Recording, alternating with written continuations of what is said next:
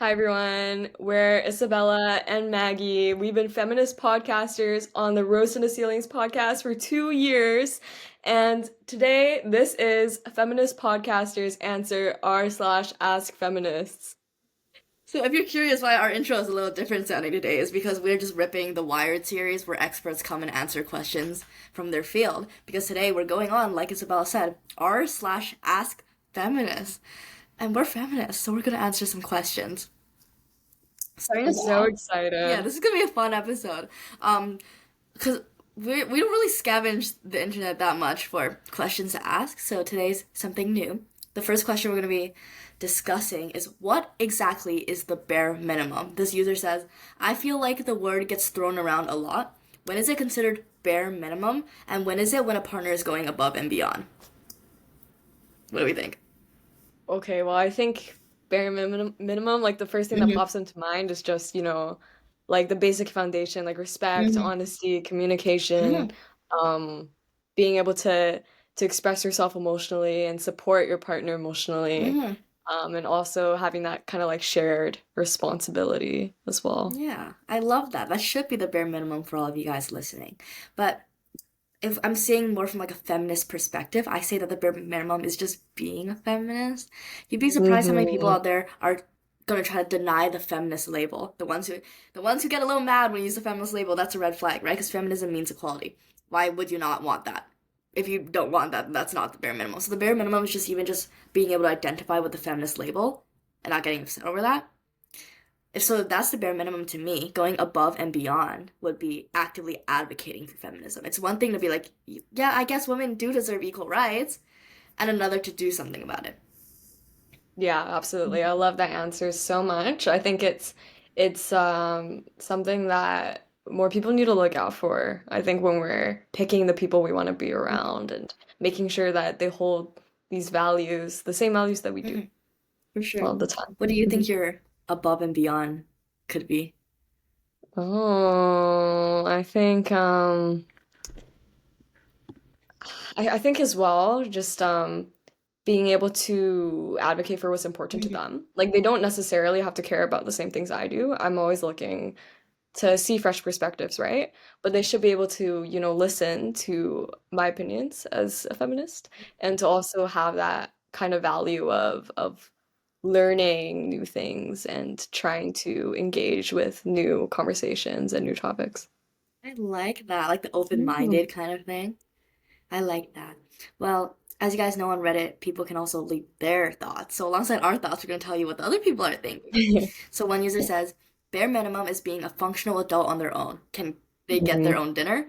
Can he pack his own stuff for a trip? So many of us have watched friends and family members deal with someone who seemed capable in other areas of their life, like for work, but somehow become useless at home. Wow, they really took the word bear and ran with it. That is bear for sure. For sure. Oh my I also gosh. like how it brings up a point about how your standards are kind of set by like what you witnessed around you. Like like they mentioned Oh like yeah. friends and family and what they deal with. So I guess that's really interesting, how your bare minimum can be different from someone else's bare minimum based on how you're raised.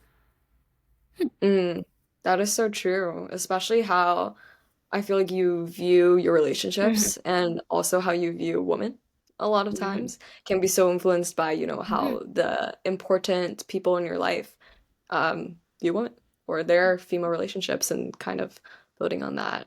So the next comment was being respectful and considerate towards the Yeah. partner. I think that's a very common thing we saw in these comments of just people being like, So let's see. Our next our next topic is what are topics in feminism that need more or less attention? And what's a topic you feel has been talked about too much? And also, what topics do you wish were talked about more? I really, really like this question because we all know that feminism is such a broad term. And even within, like, there's so many different topics happening all the time continuously about feminism, right? So, of course, some topics are going to be overshadowed by others that are more controversial, maybe. So, I'm really excited to hear what your thoughts are on this, Isabella. Yeah, I mean, I think reading this person's question, I just thought about this conversation I had with a close male friend of mine the other day, and we were talking about like the expectations for men and how like oftentimes when we're talking about feminism and we're talking about the negative effects of the patriarchy, we also need to think about, how men are being negatively affected by the patriarchy. And we're talking about like the ability to express, right? And also like um kind of how men are often discouraged from expressing their emotions or having that kind of connection. And so I asked him, like, what do you think would have helped you to be able to be encouraged to explore your emotions and to be able to connect? And he was like, I really feel like once I started reading fiction, I was able to do that. So I was like so curious, can you expand? And well, he said that, growing up, he felt like it was mostly girls who were encouraged to read fiction and to kind of explore and imagine, while, he was not really encouraged to do that. So he said having a fiction book club for men can help men learn how to express themselves and kind of destigmatize this whole idea of men being emotional and to be able to like empathize with these characters and the stories. And I thought that was a really interesting answer. I love that so much, and I completely agree. I think just being a reader in general can help you understand so many different perspectives, so many different values, so many different worldviews, and that itself just makes you a more empathetic person willing to learn new things. And like with the whole like emotional awareness thing too, like I like fiction books have so much like emotion. They're filled to the brink, which is like how these characters interact with each other, interact with their worlds. Um, and I think that is really good for young boys to see and be like, hey, that's like a thing I'm allowed to do, is to be Mhm. emotional about things and to like feel things. That's like fine. Um, and I know there's a lot of fiction out there that's targeted towards men too, towards boys. So like when people have the take where it's like, oh, I don't really like reading though, I'm like, you'll find something you like to read. Like, guaranteed there's gonna be something. So I really love that. Your friend is right. Your friend has a correct take. Um, one thing I think that has too much attention maybe in the feminism community is what I want to say like what I want to term like infighting between within the community. Like again, feminism is such a broad term, so of course not every feminist is going to agree with every other feminist, but at the bottom of everything, we're feminists because we believe in equality and because we want to make that push for equality. And I think Mhm. putting too much of our effort on being like, oh, here's which exact perspective of feminism is correct and morally just is unproductive, especially when there are so many more concerns to talk about. That's a good point. Yeah, I think that a lot of times there can be a lot of Mhm. infighting because you're also passionate about your Mhm. cause. So definitely remembering to stay grounded and stay rooted in what it is at the end of the day that we're all fighting for. Mhm. Yeah. I think some of the things we don't talk enough about um, is how feminism affects people in like a daily life setting.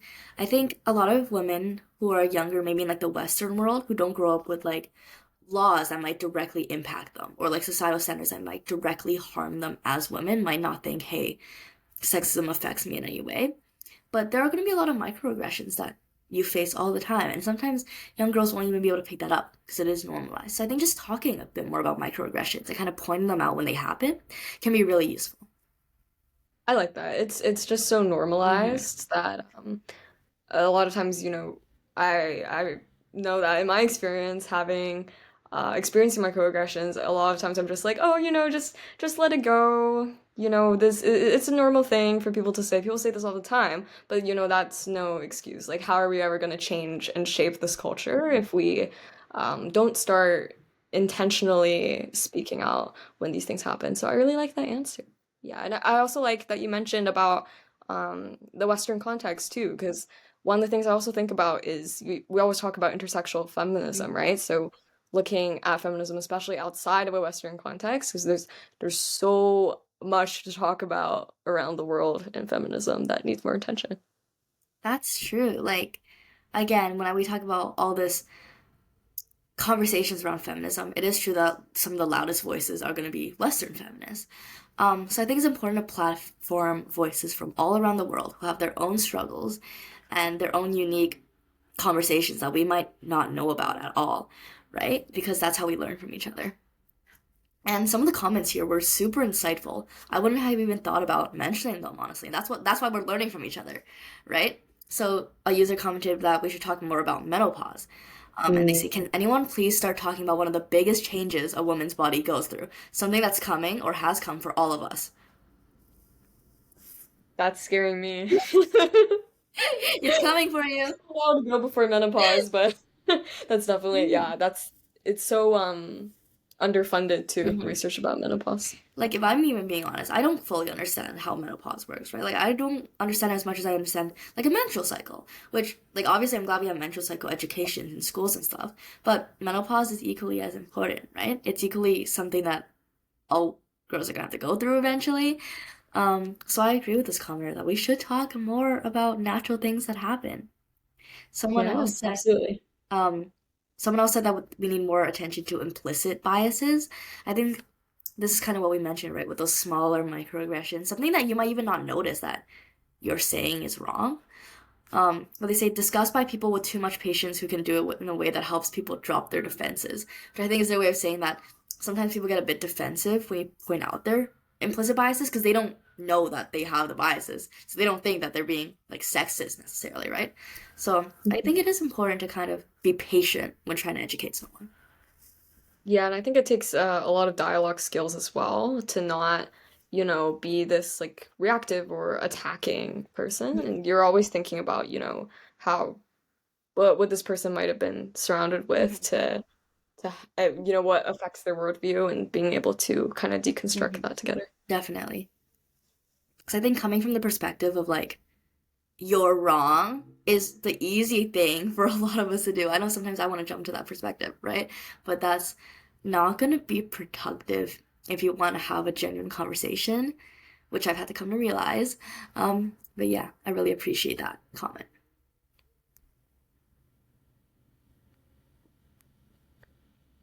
I think another broader topic brought up in the comment section too is how we address domestic violence. So you mentioned how a lot of the time what the too much is a lot of time domestic violence is addressed through the lens of like physical injuries, like your bruises, your black eyes, like how many times you've been in the hospital, how many times you've broken your bones. But they say there's not enough talk around coercive behavior, psychological abuse, and trauma. Red flags, what healthy relationships should look like. Ooh, I really, really, really like that take in the comments. Especially working in social services and healthcare. Like I feel like we always talk a lot about like taking preventative Mm-hmm. measures and preventative care, where we're teaching how to, recognize, Mm-hmm. like you said, recognizing red flags and recognizing signs, before it gets to that point. Um, and I think that's a really good point that, for general awareness to understand, what it is that causes this to happen and how can we prevent it from getting to that point. Definitely. And I think that's all such a good point about education, right? And that leads us to the last r slash ask feminist post that we're going to be discussing today, which is r slash ask feminist. Should we have a feminism class? What I mean by that is a class that's talking about equality between genders and who's making some debate about it. Because teenagers of today are really good at debating, at least in my country. Thoughts? Oh, interesting. I lost me a little bit on the last part, but yeah, I think we should have a feminist Mm-hmm. class. I mean, I'm assuming that this Reddit user is talking about high school since this does exist, Mm-hmm. right, in Mm-hmm. university. But um, yeah, I mean, clearly there's a lot of misconceptions Mm-hmm. about feminism and there's a lot of different views around it. So I feel like it'd be a good dialogue to have in Mm-hmm. schools for sure. I think the important things of having that dialogue in school is to make sure the content and education is unbiased as possible. A lot of red pill rhetoric has been really popular on social media lately, right? A lot of young boys and even young girls, like with the whole trad wife concept, right? A lot of like young children are getting their opinions on feminism and gender studies and honestly just the worldview from these TikTokers whose main goal is to make a profit, right? People like Andrew Tate, people who go on a podcast just to say things, that's not where children should be getting their education from. when it comes to feminism, because oftentimes it's not correct. It's more rage baity. It's just trying to get you to comment on it. So I think having that kind of neutral location in a school could be really helpful to combat that. Yeah, for sure. I think there's definitely a rise of this kind of echo Mhm. chamber of ideas and this whole like incel culture, and learning and unlearning starts at a very early age. So definitely schools are the best place to target and address this issue. I also feel like embedding it into existing subjects is a good idea.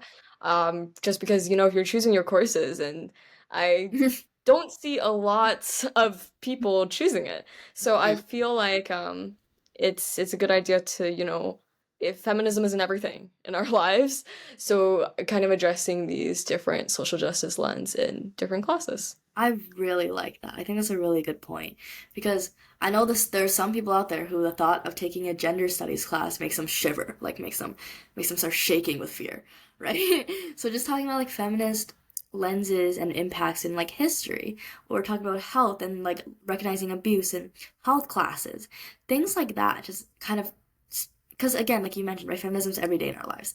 So of course it makes sense for it to be in our schools. So yeah, I really hope this poster with this question eventually agrees with the with learning gender studies in schools. Yeah, but for now, if you don't have a gender studies class in school, you can watch episodes on Rose Tinted Ceilings and listen to women's stories from all around the Mhm. world. So there you Exactly. We go. talk so much about education and how listening to others' perspectives is so important. And we have so many perspectives on this podcast. We're nearing 100 episodes, guys. So So excited. exciting. That brings us to our end of our r slash ask feminist episode.